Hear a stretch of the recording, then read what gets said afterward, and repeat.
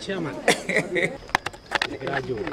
We had leaders from Kiambu, drawn from Kiambu County, Kirinyaga, Muranga, Nyeri, and Laikipia, Nakuru, and Nyandarua.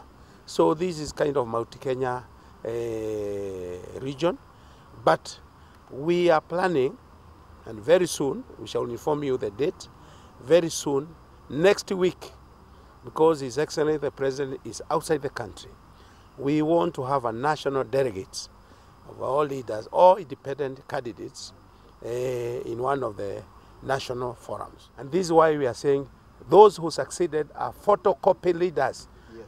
Our people deserve original leaders of their choice. And I don't know what is itching these photocopiers and photocopy leaders.